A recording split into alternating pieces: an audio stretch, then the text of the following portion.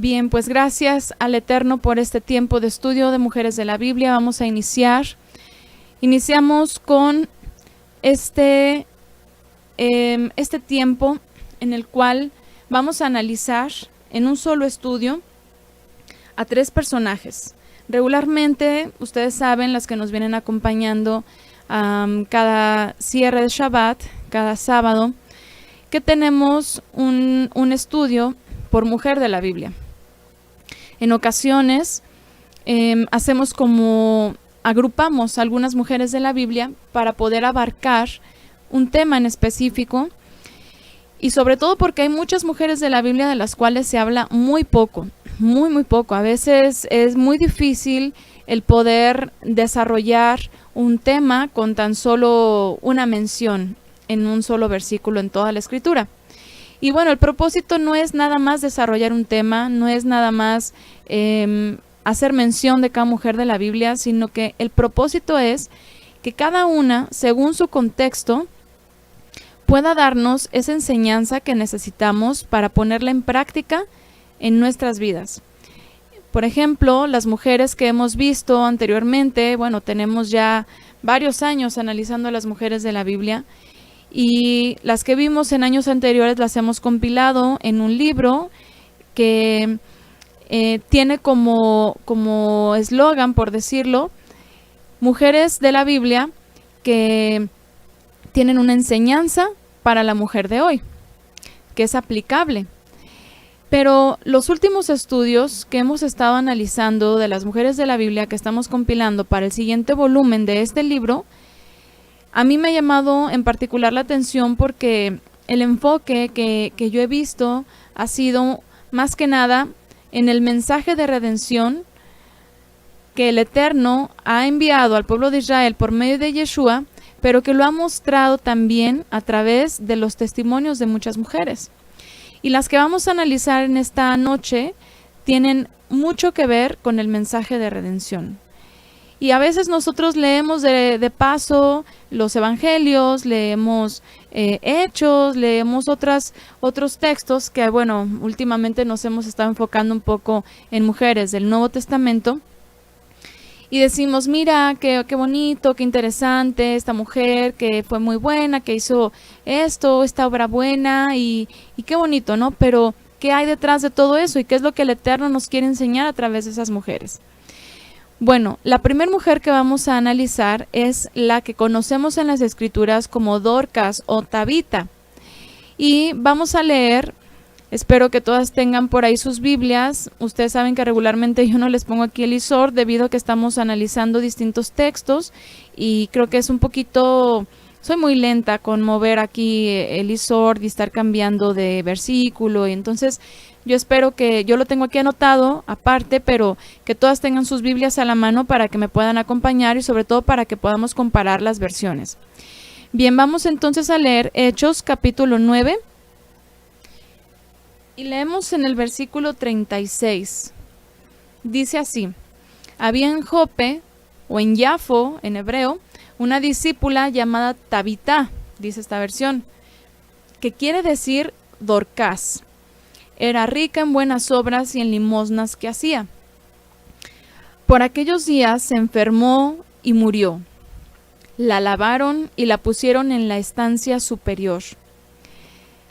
Lida estaba cerca de Jope, y los discípulos, al enterarse que Pedro estaba allí, enviaron 2 hombres con este ruego: no tardes en venir a nosotros. Pedro partió inmediatamente con ellos, así que llegó, le hicieron subir a la estancia superior, y se le presentaron todas las viudas llorando y mostrando las túnicas y los mantos que Dorcas hacía mientras estuvo con ellas. Pedro hizo salir a todos, se puso de rodillas y oró. Después se volvió al cadáver y dijo: Tabita, levántate. Ella abrió sus ojos y al ver a Pedro se incorporó. Pedro le dio la mano y la levantó. Llamó a los santos y a las viudas y se las presentó viva. Esto se supo por todo Jope y muchos creyeron en el Señor. Bueno, primeramente su nombre, ¿verdad? Porque aquí en las traducciones tenemos el nombre de Dorcas o de Tabitá, pero ¿cómo es en hebreo? ¿Cómo era? O en este caso de origen arameo. Tsebiá es el nombre de origen arameo que se ha traducido, o más bien se ha transliterado como Tabitá. Ajá. Significa gacela hembra. Lo traducían al griego como Dorcas, ajá, que también significa gacela. Su nombre mencionado con su traducción al griego podría ser, tal vez, un detalle de su personalidad. A mí se me hizo muy interesante que en este caso Luca tuviera esta mención específica, que hiciera uso también del idioma griego, seguramente para aquellos creyentes de origen griego que pudieran comprender el significado de su nombre, pero yo me preguntaba ¿por qué? ¿Por qué no simplemente lo dejó como Dorcas o por qué no simplemente lo dejó como su nombre original, Tabitá o Tsebiá? Bueno, yo consideré que uno de los aspectos que podemos ver en esta mujer, Tsebiá, y la vamos a llamar así según su nombre original, que tiene una característica muy peculiar que podemos ver también en estos animales que se conoce como gacelas. Y ustedes saben, y sobre todo quienes nos han estado acompañando en los estudios pasados de Mujeres de la Biblia, que en general la gran mayoría de las mujeres de la Biblia que hemos analizado, hemos visto una relación muy presente entre su nombre, el significado de su nombre y sus vidas. Entonces, ¿qué podríamos hablar con respecto a Tsebiá y el significado de su nombre? La cita que leímos es Hechos 9 del 36 al 42. Bueno, las gacelas de entrada son animales muy hermosos, tienen un porte muy elegante, son ágiles, son ligeras, son muy veloces y siempre están atentas y alertas de todo lo que ocurre a su alrededor. Son animalitos que están muy atentos y alertas con todo lo que está pasando. Tienen un oído muy desarrollado, por lo cual pueden saber al mínimo ruido que algo está ocurriendo y tomar medidas, ¿verdad? Entonces, cuando nosotros vemos a esta mujer que la amaban, mujeres viudas que tenían vestidos en sus manos que ella había elaborado, estamos hablando de todas estas obras que esta mujer hacía para el cuidado de las viudas. Yo creo que esta mujer, Tsebiá, era una mujer muy atenta a todo lo que estaba ocurriendo a su alrededor y ella siempre estaba dispuesta para ayudar. Siempre estaba dispuesta para analizar la situación y hacer algo para que pudiera aportar. Ajá. Era una mujer muy esforzada en las buenas obras y especialmente, como vemos aquí, en el cuidado de las viudas. Seguramente, incluso esta mujer, Tsebiá, fuese una mujer que también era viuda. Probablemente podría ser, porque no se menciona cuando dice que muere o que, por ejemplo, cuando Kefa la presenta, no dice que la presentó o la llevó a su esposo o a sus hijos, no se menciona absolutamente nada de su familia cercana. Como que su vida y su entorno estaba únicamente dentro de la comunidad, dentro de la congregación de ese lugar. Entonces, podría ser que ya era una mujer algo mayor, que su esposo ya haya muerto y que ella pues no tenía las mismas aflicciones que sí tenían otras mujeres viudas, porque ella no tenía carencias, no tenía carencias. Era una mujer que tenía los recursos, no solamente para sustentarse ella, sino también para apoyar a otras mujeres. Entonces, esto es algo que es probable, y si no, pues simplemente fue una mujer soltera, algo que es poco común, pero que podría ser, ¿verdad? Entonces, ella apoyaba a otras mujeres, ofrecía sus bienes para proteger a las más vulnerables, Y todas esas viudas desamparadas que seguramente ella vestía, que les apoyaba incluso con una fuente de ingresos a través de los vestidos que elaboraba, que les daba tzedakot, o sea, ofrendas. Aquí en la Biblia, en las traducciones, leemos que daba muchas limosnas, como dice, a ver, en el verso donde dice, rica en buenas obras y en limosnas que hacía. Bueno, sabemos que esta palabra limosnas no es la palabra acertada dentro del original, sino que dentro del contexto sabemos que se refiere a tzedakot, que era la justicia para aquellos que necesitaban y que no tenían la forma de sustentarse como otros. En este caso, Zebía sí tenía estos recursos y ella apoyaba a otras mujeres. Entonces, obviamente pues eran mujeres que seguro ya eran mayores, que no podían trabajar, y era parte de la ley dentro del pueblo de Israel que se sustentara a las mujeres viudas y a las ancianas. Así que era una mujer, por eso dice aquí en el texto que era rica en buenas obras, es decir, que cumplía con la Torá, era una mujer justa porque cumplía con la Torá, y como creyente en el Mesías, obviamente estaba ayudando a todos los que le rodeaban, y ella se enfocó en especial en las mujeres viudas. Ella tenía recursos y las apoyaba a estas mujeres. Por eso pues les pesó muchísimo la muerte de esta mujer, porque la amaban por todo lo que ella había hecho por todas ellas en vida. Nos ponen por aquí, solo dice que le lloraban las viudas, así es. Ella siempre hacía buenas acciones a los demás y ayudaba a los pobres, dice la versión de Shirley. Entonces, esta mujer tenía algo muy importante dentro de sus buenas obras, porque muchos hacían buenas obras, ¿verdad? Muchos a lo mejor apoyaban a los pobres, pero aquí dice algo muy especial de ella, que no se ve siempre en las mujeres de la Biblia del Nuevo Testamento, y es que dice que era discípula de Yeshua. Era una mujer que escuchó el mensaje de Yeshua, que lo entendió y que perseveró en él. Fue una mujer que en cuanto escuchó la buena nueva, el Eterno permitió que su corazón tuviera ese entendimiento. ¿Y por qué? Porque ella también se había dispuesto, ¿verdad? Era una mujer humilde, era una mujer sencilla, era una mujer que no estaba cegada por la religiosidad, sino que se enfocaba en hacer lo justo, lo que el Eterno había ordenado, y entonces recibe el mensaje de la buena nueva de Yeshua, y es que ella hace lo que como creyentes pues Yeshua enseñó que hiciéramos, el cuidar a los pobres, el vestir a quienes no tienen prendas para vestir, etcétera, ¿verdad? Todo lo que él nos enseñó. Entonces, aquí vemos que dice el texto que era una discípula de Yeshua, y esto es un punto que a mí me puso a pensar, porque a veces me han preguntado, oiga, ¿cómo vamos a decirles a las otras personas que somos? ¿Qué somos? Como creyentes, ¿qué somos? Porque me preguntan, por ejemplo, me dicen algunas personas, ¿eres cristiana?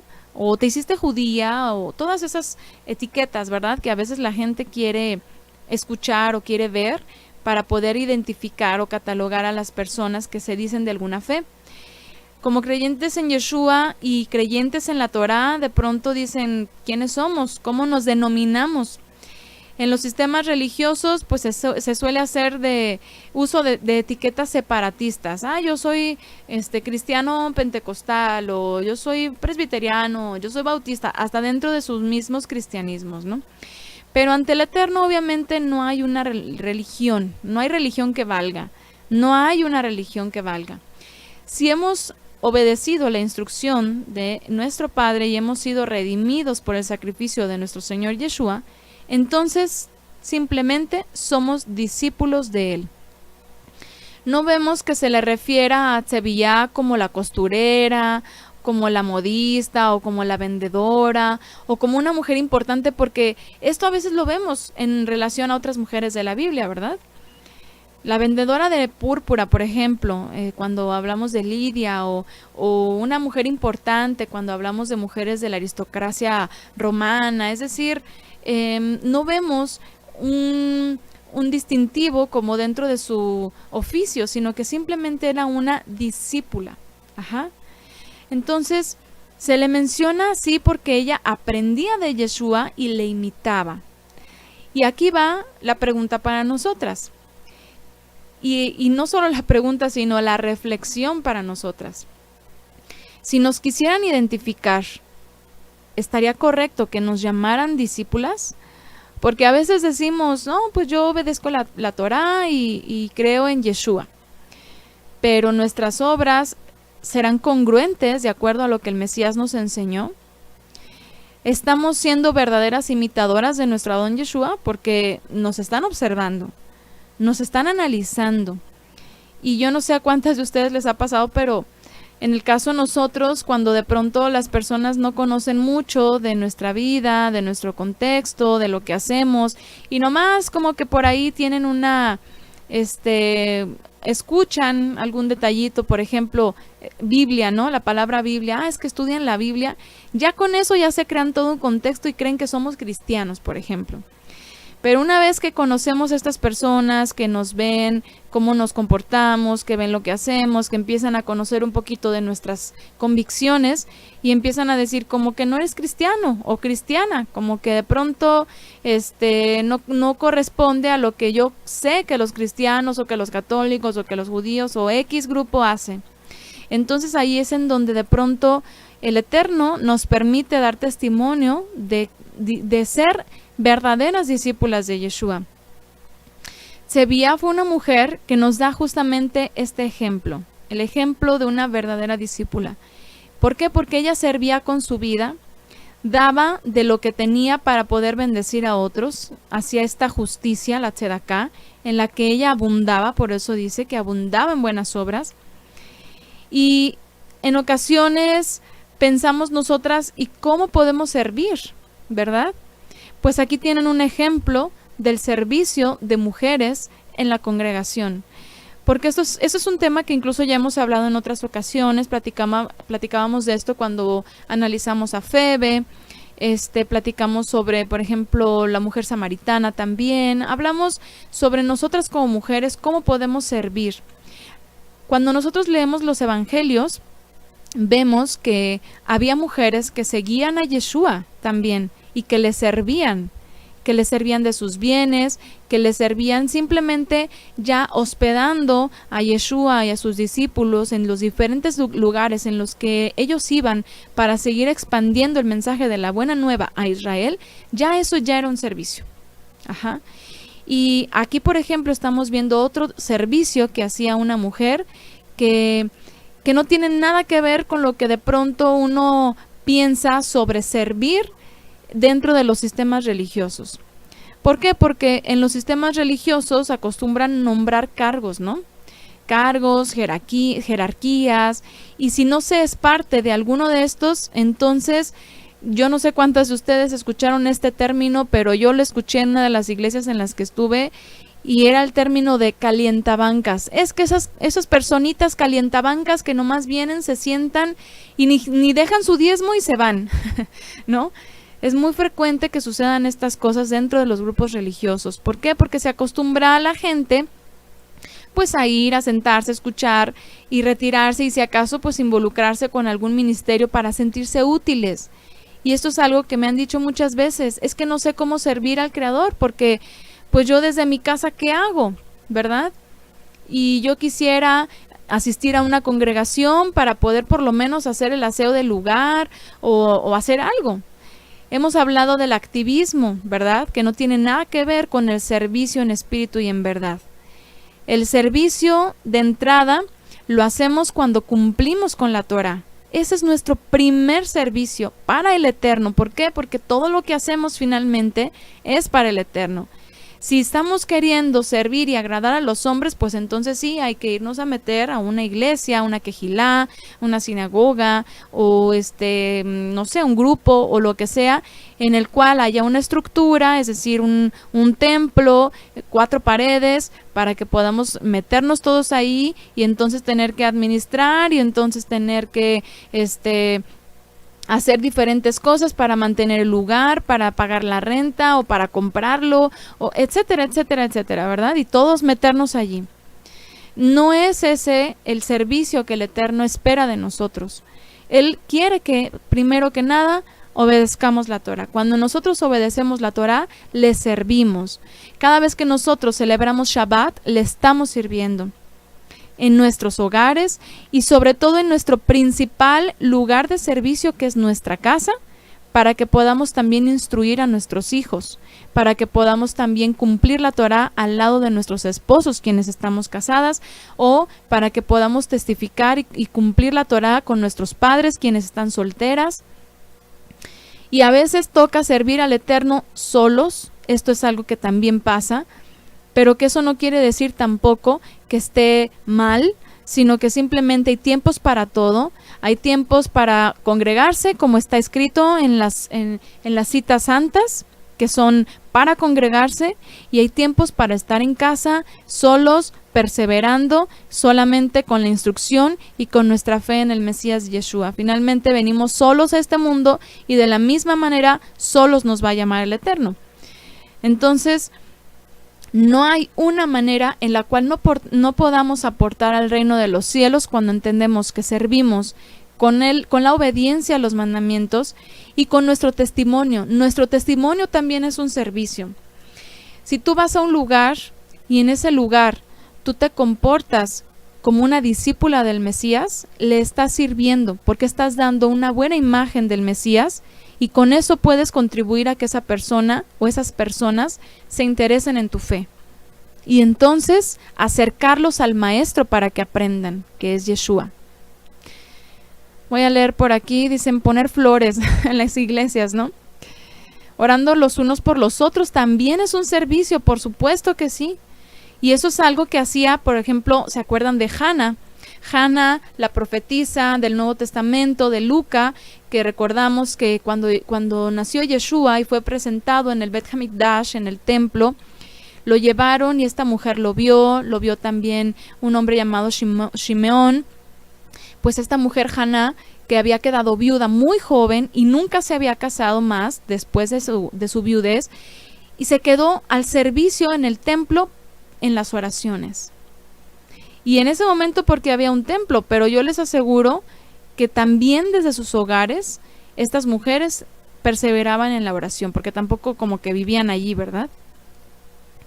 Dicen por aquí, el Eterno en nuestro camino de servicio, Él nos irá mostrando en qué más y cómo podemos servirle, pero estando seguros que viene de Él y no de nuestro propio ego. Así es, el Eterno nos va encaminando. Realmente esto es algo que yo creo que muchos hemos experimentado, que cuando nosotros no buscamos las cosas de manera premeditada, el Eterno empieza a poner medios y te empieza a usar y dices, bueno, es que para esto el Eterno me está llamando, pues entonces sí, y a veces no es para toda la vida, a veces es por momentos nada más.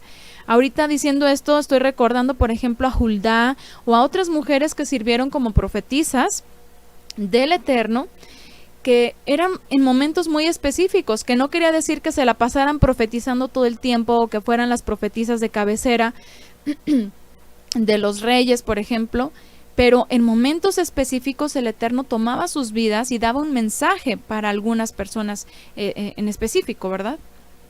Y eso era un servicio también. Y si en algún momento tú de pronto te topas con una persona o el Eterno permite que tengas el contacto con una persona a la cual le puedes testificar, pues entonces es un momento en el cual se le puede servir. Y aquí quiero mencionar algo muy importante porque a veces confundimos mucho esto con el evangelismo, ¿verdad? No estoy hablando de eso, obviamente, estoy hablando de que nosotras seguimos con nuestras vidas, nosotras vamos, venimos, a veces visitamos personas, a veces estamos en casa y recibimos, simplemente desde nuestros hogares con nuestros hijos, hasta con los vecinos que nos están viendo, cómo nos comportamos, lo que hacemos, lo que no hacemos, de lo que no participamos, etcétera, en todo nuestro contexto, así servimos testificando. No estoy hablando de salir a la calle y que si te subes al camión y la persona que se te sentó a un lado y le empiezas a enseñar de la Biblia y ven a Cristo y acéptalo en tu corazón, nada de esas cosas, porque eso es religiosidad, eso es activismo, eso es algo que no va conforme a lo que nosotros tenemos que hacer, que es testificar, porque no se puede testificar en 5 minutos, 10 minutos, 15 minutos de camino con una persona extraña, como sí se puede testificar con personas que nos están rodeando y nos están analizando, nos están observando. Entonces, muy importante esto porque también, voy a mencionar algo, también a veces es de buen testimonio callar. Regularmente decimos, es que para testificar pues hay que predicar, hay que decir, y que la mujer también puede predicar, y mira que yo cada lugar en el que voy, si conozco una persona, yo le hablo del Señor. No siempre es así, porque muchas veces esas personas no quieren escuchar. Y la verdad es de que generalmente las personas no quieren escuchar.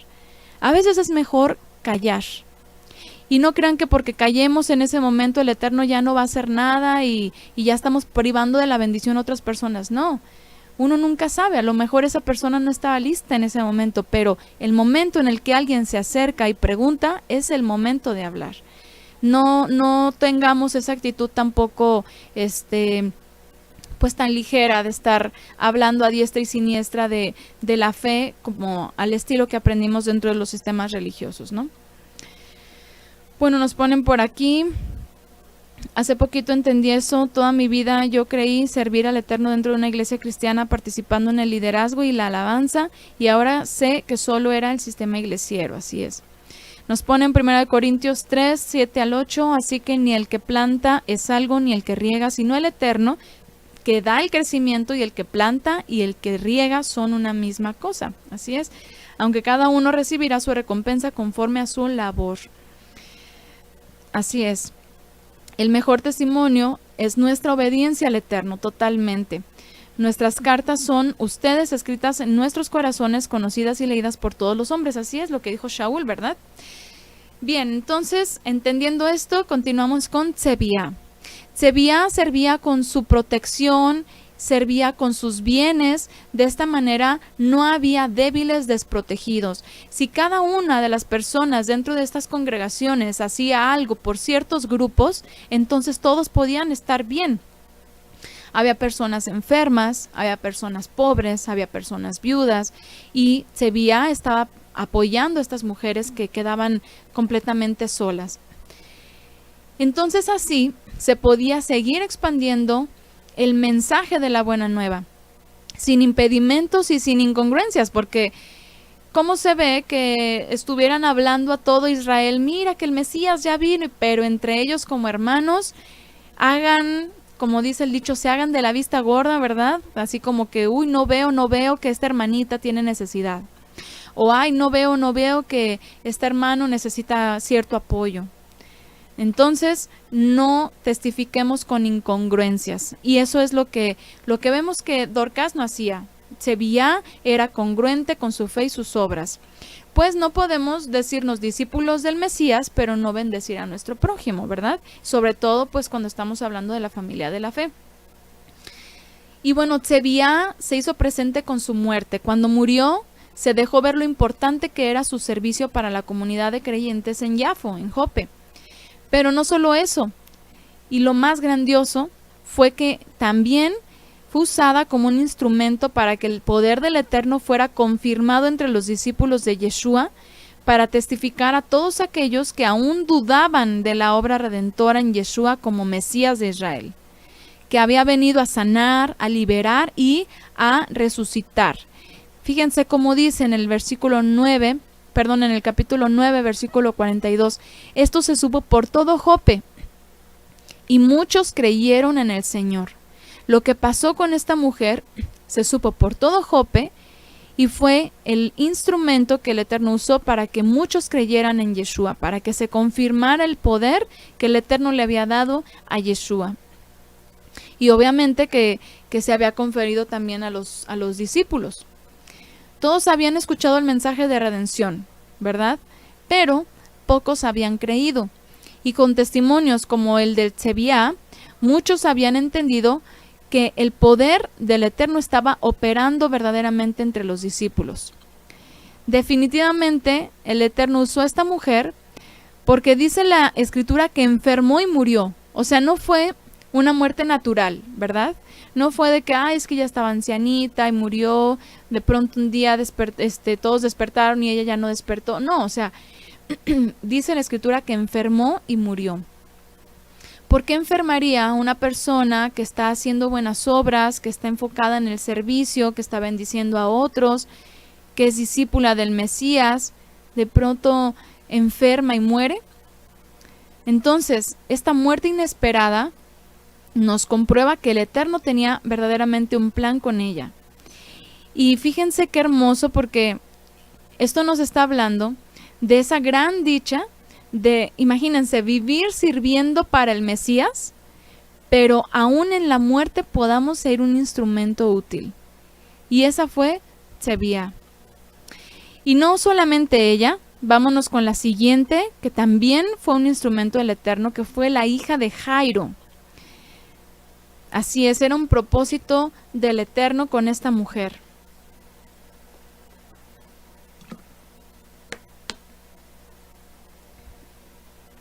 La hija de Jairo, encontramos su historia en Lucas 8:41 y en Marcos 5:22. Entonces yo voy a leer Marcos 5:22. Les recuerdo, como siempre, cada transmisión, cada estudio, y lo hago por las personas que puedan llegar a escuchar por primera vez un audio de nosotros, y sea que todos los estudios de toda la Biblia, y aquí enfocándonos a lo que estamos hablando de los evangelios, los pueden encontrar el comentario de cada verso a verso de cada uno de los libros de la Escritura en la página www.cielosnuevosytierranueva.org. Ahí van a encontrar el comentario de toda la Biblia. Es muy importante para que puedan tener todo el contexto. Yo aquí más o menos trato de ponerlas en contexto, pero sí es importante que conozcan bien la Escritura. Y vean que el estudio de las mujeres de la Biblia nos obliga a meternos y verdaderamente entender todo lo que estaba pasando para comprender lo que sucedía con cada uno de los personajes que analizamos. Así que vamos a seguir aprovechando este recurso para seguir aprendiendo de la Escritura. Bueno, a ver, nos ponen por aquí Juan 9:3, respondió Yeshua, no es que pecó ni sus padres, sino para que las obras del Eterno se manifiesten en él. Exactamente, y es lo que el Señor Yeshua estaba haciendo cuando realizaba todos esos milagros, ¿verdad? Muy bien, vamos entonces a leer sobre la hija de Jairo. Vámonos a Marcos 5:22. Dice, llega uno de los jefes de la sinagoga llamado Jairo y al verle cae a sus pies y le suplica con insistencia diciendo, mi hija está a punto de morir. Ven, impón tus manos sobre ella para que se salve y viva. Y se fue con él, le seguía un gran gentío que le oprimía.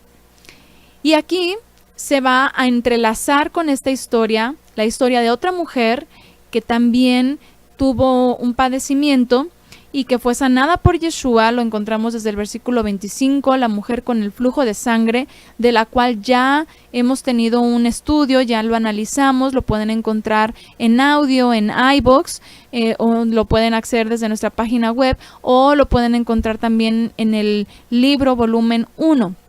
Entonces esta mujer que padecía de flujo de sangre desde hacía 12 años, dice, en el verso 26 dice que había sufrido mucho con muchos médicos y había gastado todos sus bienes sin provecho alguno, antes bien yendo a peor. Habiendo oído lo que se decía de Yeshua, se acercó por detrás entre la gente y tocó su manto. Pues decía, si logro tocar, aunque sea solo su vestido, me salvaré. Y bueno, conocemos esta historia y vemos que toca el borde del vestido de Yeshua, es sanada. Yeshua pregunta quién fue, qué pasó, qué hizo esto, y entonces ella le explica. Dice en el verso 33, dice, la mujer viendo lo que le había sucedido, se acercó atemorizada y temblorosa, se postró ante él y le contó toda la verdad. Y él le dijo, hija, tu fe te ha salvado, vete en paz y queda curada de tu enfermedad.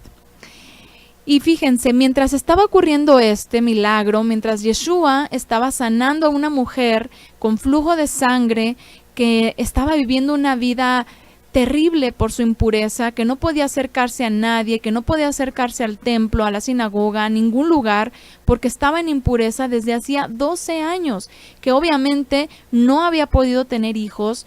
O sea, imagínense el estilo de vida que llevó esta mujer, una aflicción tremenda, y entonces en su impureza llega con Yeshua, Yeshua la sana, y dice en el verso 34, mientras estaba hablando, llegan de la casa del jefe de la sinagoga unos diciendo, tu hija ha muerto. ¿A qué molestar ya al maestro? Tu azote, dicen algunas versiones. Yeshua, que oyó lo que habían dicho, dice al jefe de la sinagoga, no temas, solamente ten fe. Yeshua sabía perfectamente lo que iba a hacer.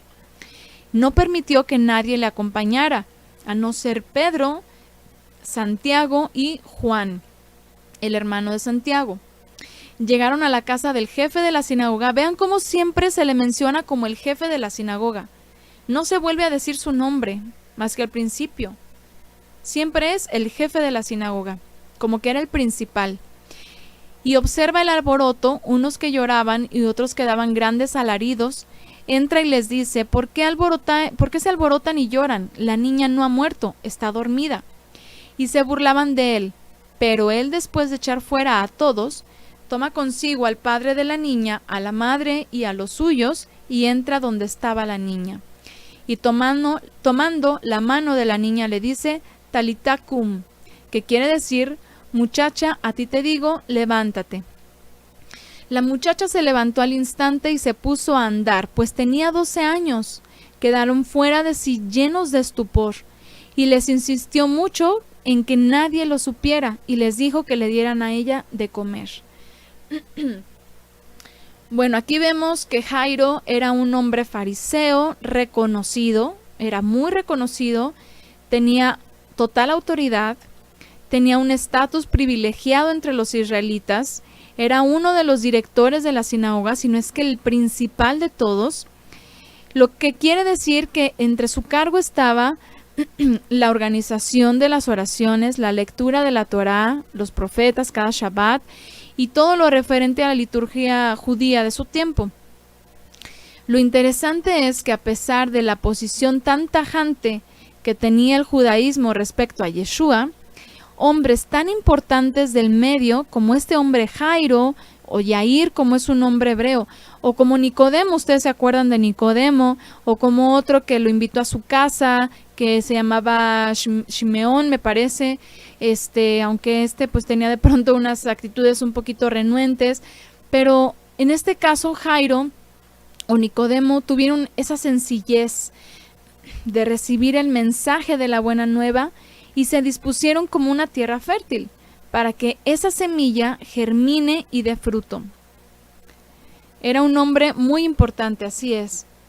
Jairo, sin duda, estaba transmitiendo esta revelación a los de su casa. Estoy segurísima que este hombre pues ya había escuchado de Yeshua, ya había analizado lo que él hacía, sabía como conocedor de la Torá que no estaba hablando blasfemias, que no estaba hablando mentiras, que no era un falso profeta y que correspondía con todo lo que los profetas habían anunciado.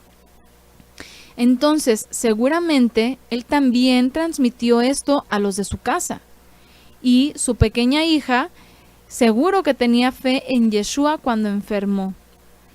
Jairo esperaba que Yeshua llegara a tiempo para sanarla, pero el Eterno, a la par de esta situación, permite que la otra mujer israelita con flujo de sangre, que tenía la misma convicción y esperanza en el Mesías de Israel, lo interceptara para recibir sanidad. Y esto de alguna manera y entre tanta multitud pues hizo que fuera todavía más lento el camino hacia donde estaba la hija de Jairo para poderla sanar, pero el Eterno tenía todo determinado para que así sucediera y Yeshua lo sabía. El nombre que se ha traducido, y esto es algo muy importante, porque el nombre que se ha traducido al español como Jairo viene del hebreo Yair.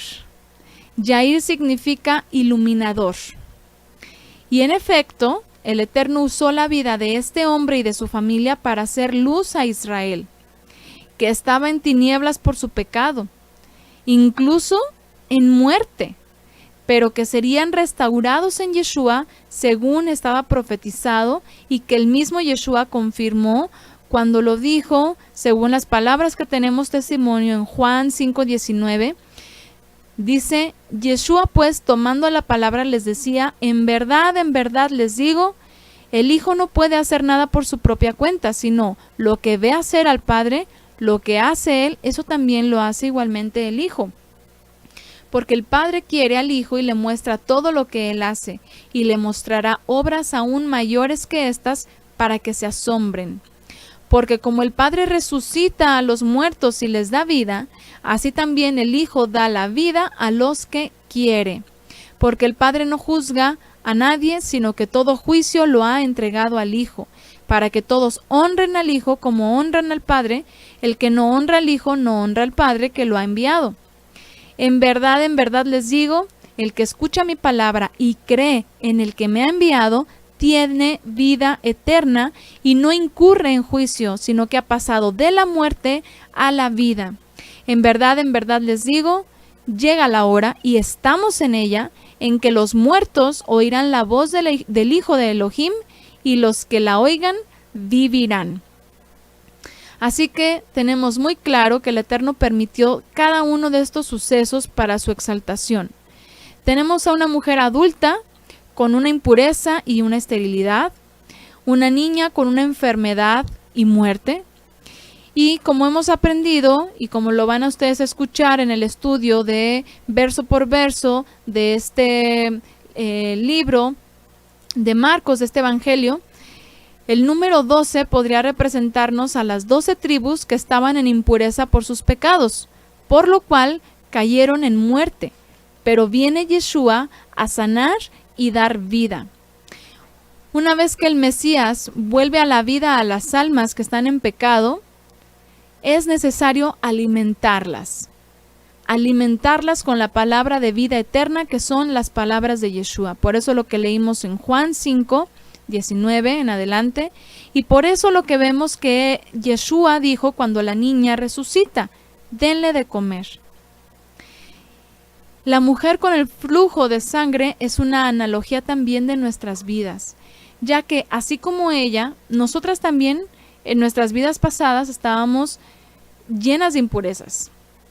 Antes de conocer a Yeshua, estábamos llenas de impurezas, incluso en muerte espiritual, porque a lo mejor estábamos metidas en cuestiones que no convenían, a lo mejor teníamos ciertas creencias, ciertas convicciones que no estaban en armonía con la fe bíblica, a lo mejor incluso éramos idólatras, etc. Pero confiamos que al habernos acercado a Yeshua para venir al Padre, al haber creído en su palabra, fuimos vivificadas.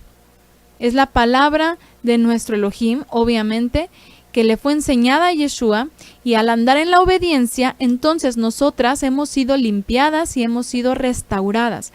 Por eso reitero, las mujeres de la Biblia también reflejan el mensaje de redención. Y no solamente de su época, como lo vemos aquí, sino también para nosotros los que nos hemos estado acercando. La hija de Yair enfermó gravemente. Seguramente Yair pensaba en Yeshua y decidió pedirle sanidad para su hija. Fíjense qué interesante, porque leemos que cayó a sus pies.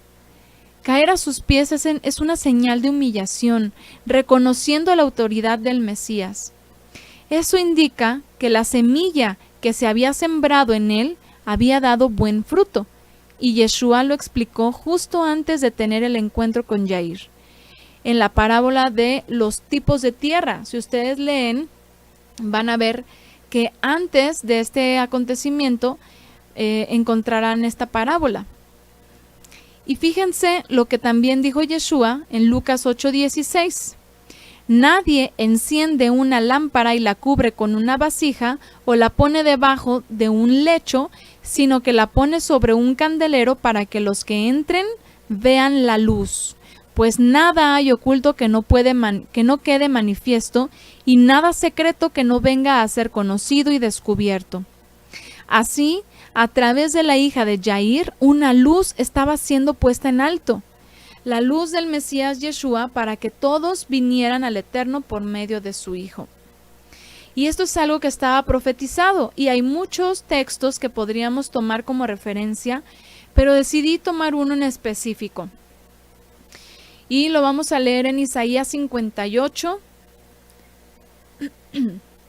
Isaías 58, desde el versículo 8 dice: Entonces brotará tu luz como la aurora, y tu herida se curará rápidamente.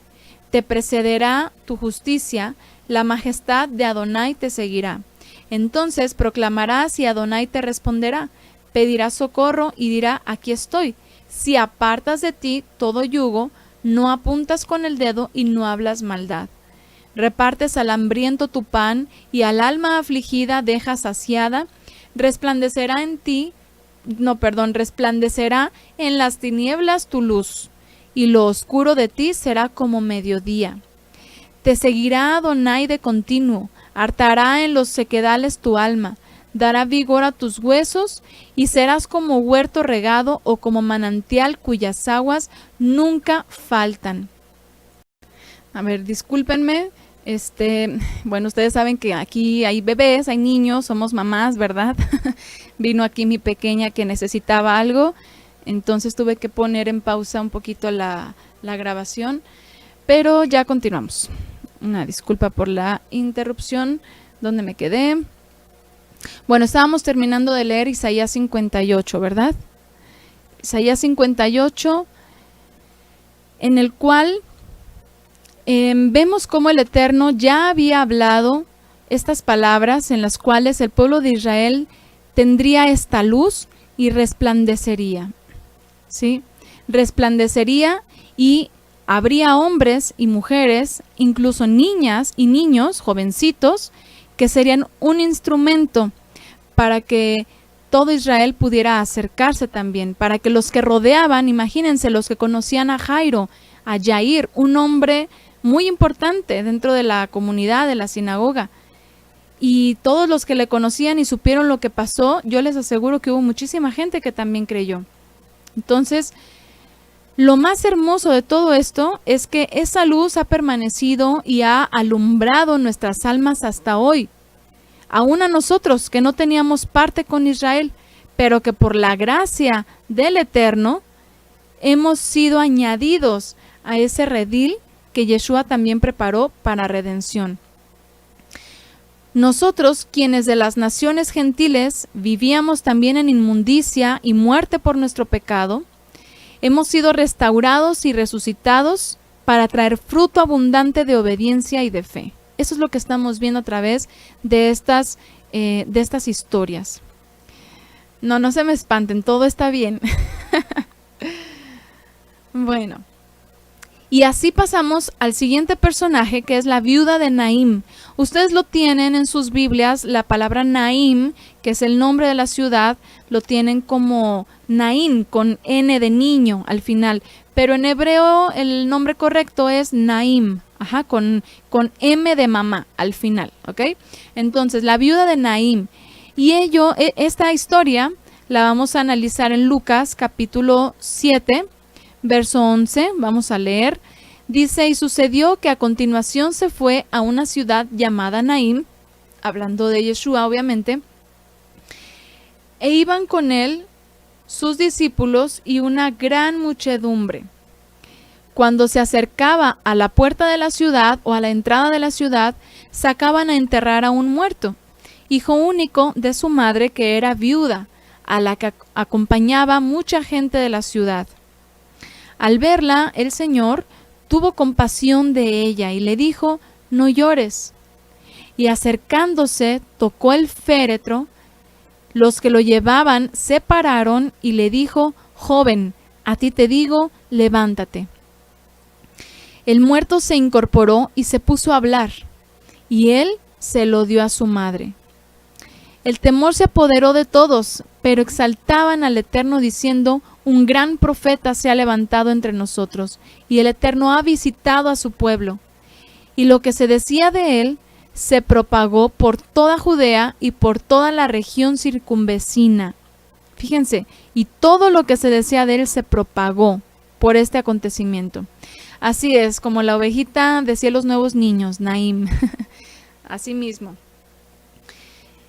Vean cómo el Eterno aquí hace que Yeshua lleve a cabo este milagro con esta familia, esta pequeña familia, esta mujer que hubiera quedado sola, incluso desprotegida. Yeshua había estado enseñando por días en distintas ciudades antes de que esto pasara. Llegó a Capernaum, en donde se encontró con la gente, con la grande fe de un centurión romano, quien, sin presentarse ante Yeshua, ustedes van a leer, aunque en 2 de los evangelios donde se menciona, da unas especificaciones en uno y otras en otro, pero sin presentarse ante Yeshua, le rogó por sanidad para su siervo. Y su confianza era tan plena que sabía que no era necesaria la presencia de Yeshua en su casa, porque no consideraba que fuera digna su casa de recibir a Yeshua. Y por la palabra de Yeshua, el siervo fue sanado. Ni aún mismos israelitas tuvieron tanta fe. Entonces, después de esta situación de fe, de una grande fe que vemos en este centurión, Yeshua sigue su camino rumbo a Naim, una ciudad pequeña en la que vivía esta mujer que había quedado sola por la muerte de su joven hijo.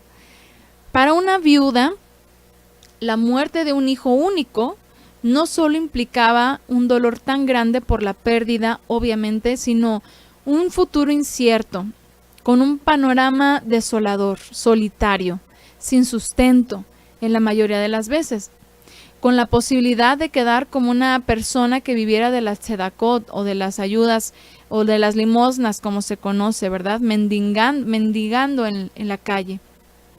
Que le pudieran hacer llegar alguna ofrenda, que pudiera acercarse al templo. Ustedes saben que fuera del templo siempre había personas pobres, viudas, que llegaban y que pues pedían por esta tzedakot, esta justicia. Pero el Eterno hizo en ella una maravilla, la cual encuentra a la entrada de la ciudad y se compadece de ella. Él discernía los corazones de las personas. Y él sabía que esta mujer era justa, que era esforzada en la obediencia a su fe. Y sabía el dolor tan grande por el que estaba pasando. También conocía lo que podría ser de ella en un futuro, ¿verdad? Porque era lo que pasaba en el pueblo. Sin dudarlo, dijo: vamos a ayudar a esta mujer. Se compadeció de ella. Esta mujer, como justa, piadosa, que era seguramente observante de la fe, de la Torá, vemos aquí en la escritura que no se vuelve a casar. Era una mujer viuda, tuvo su hijo, no tenía más hijos. Obviamente después de que enviudó se quedó sola, se consagró para servir a su hijo, que era pues un joven que estaba en formación todavía, y fue un testimonio para revelar al Mesías de Israel. Había muchos muertos, ¿verdad? Siempre, cada día había muertos, pero no resucitó a todos, sino aquellos que estratégicamente serían ese medio para revelar la esperanza que Israel tenía en el Redentor que había de ser enviado. Dice el texto, Lucas 7:16, el temor se apoderó de todos y exaltaban al Eterno diciendo: un gran profeta se ha levantado entre nosotros y el Eterno ha visitado a su pueblo.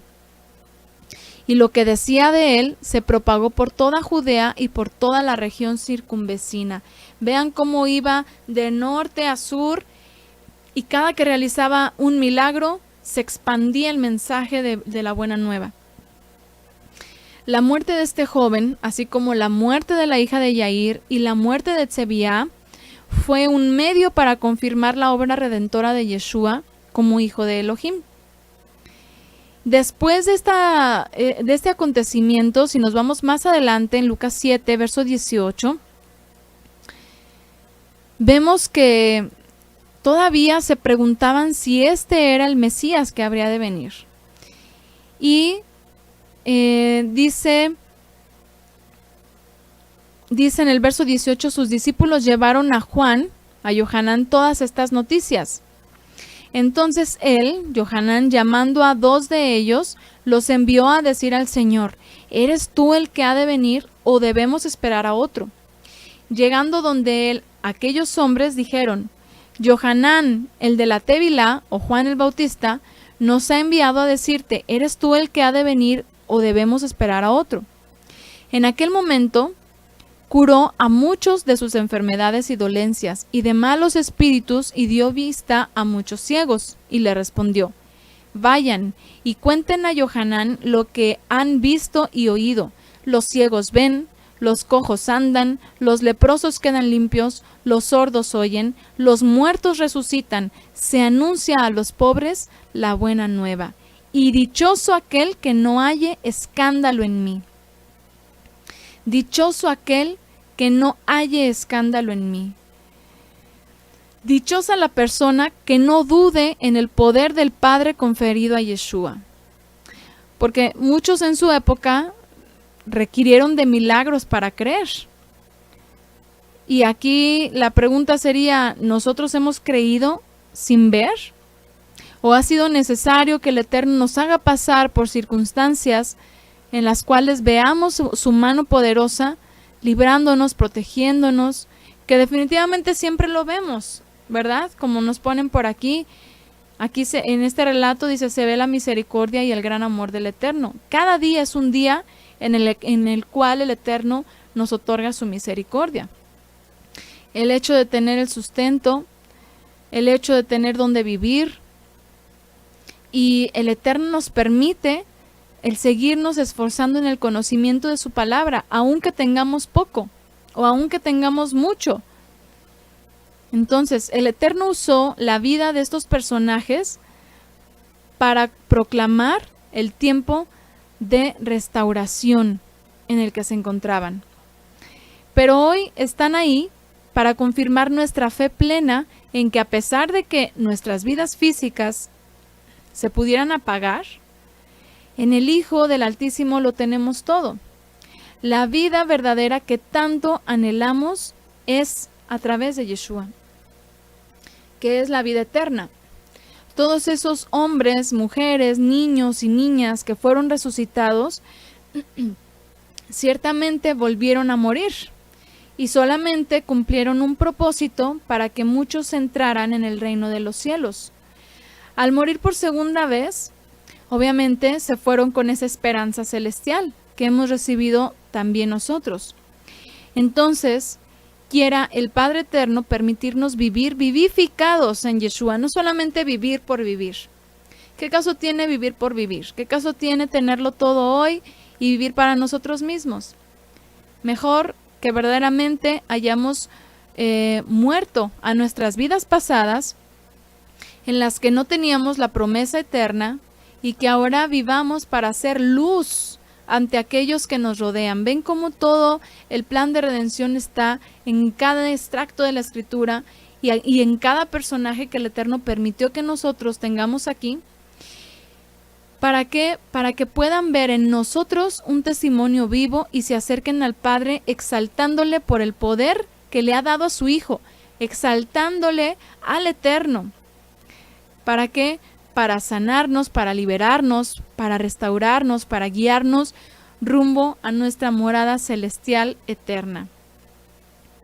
Que el Eterno nos ayude a seguirnos esforzando y perseverando, y que no nos escandalicemos, que no encontremos ningún impedimento por el cual no podamos ver lo maravilloso que el Eterno está haciendo por medio de Yeshua, aún en nuestras fechas, aún en nuestras vidas. Bien, pues aquí concluimos con el análisis y el aprendizaje de estas mujeres, de estos personajes.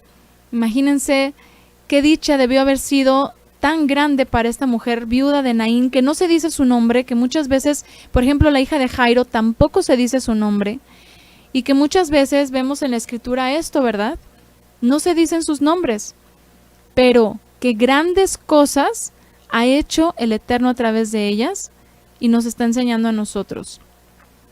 Es algo que no podríamos etiquetar de ninguna forma. El Eterno es grande, es bueno, es majestuoso, y lo único que podemos decir es gracias, porque también a nosotros nos has resucitado, porque también a nosotros nos has dado vida plena, porque no somos como zombies nomás respirando y caminando y andando de aquí para allá en nuestros delitos y pecados, en nuestros deleites carnales, sino que tenemos una vida encaminada a un propósito celestial y eterno.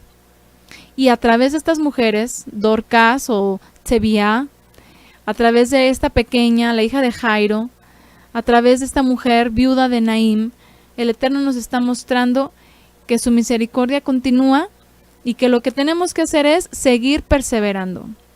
¿Qué más tenemos que hacer? Seguir perseverando, seguirnos esforzando en la obediencia.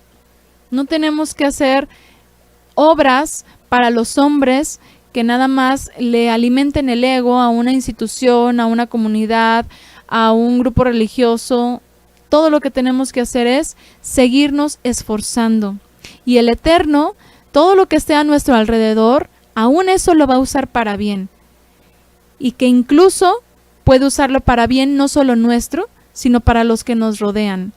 Qué dolor tan grande cuando murió Tzebiá, o cuando murió esta pequeña, la hija de Jairo, o cuando murió este hijo de la viuda de Naín. Pero el Eterno cambió su lamento, su tristeza en gozo, en alegría. Y a veces pasamos por circunstancias que nos duelen. Pero el propósito del Eterno no es que nos quedemos hundidas en esos sentimientos, en esas emociones, en nuestras tristezas. Hay cosas que no podemos evitar, que suceden. Lo que tenemos que hacer es seguir perseverando, ya no en nuestras vidas carnales, sino en una vida restaurada. Y bien, pues aquí entonces concluimos con este estudio.